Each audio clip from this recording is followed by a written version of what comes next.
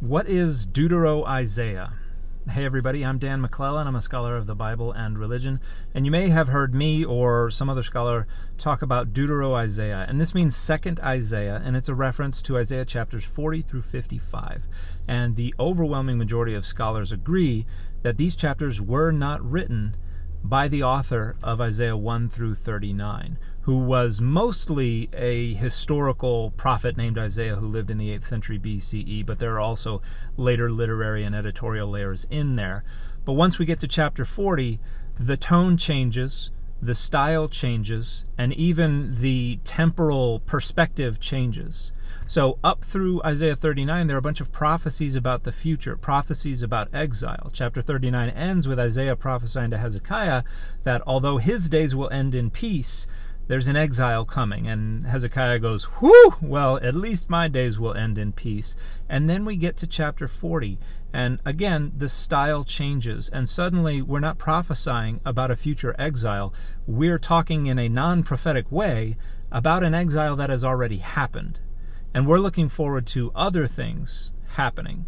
And another interesting observation here is that the name Isaiah occurs a bunch in Isaiah 1 through 39. We have, I think, 4 occurrences of the name in Isaiah 37, another 3 in Isaiah 38, another 3 in Isaiah 39, and then Isaiah's name is never again mentioned throughout the rest of the book of Isaiah.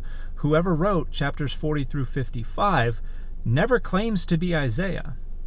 Now, we have this text that is combined with Isaiah 1 through 39 in all of our manuscripts, but they never claim to be Isaiah, and they're writing in a very different style. They're writing from a different perspective, and they're even using terminology that probably would have been borrowed from Mesopotamia. So, for instance, there are Aramaic words that are borrowed in, which is more likely to happen in an exilic or post-exilic context after the Judahites have been in very close contact with a nation where Aramaic was a lingua franca. And that's not really the case in 8th century BCE Israel and Judah.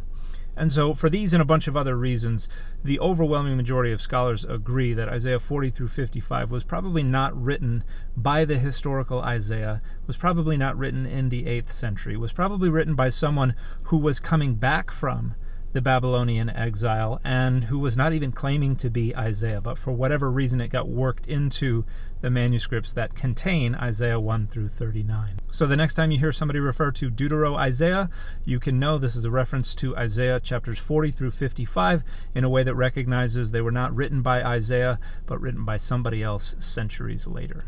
And the fit for this video has been the Frank Miller Ben Grimm.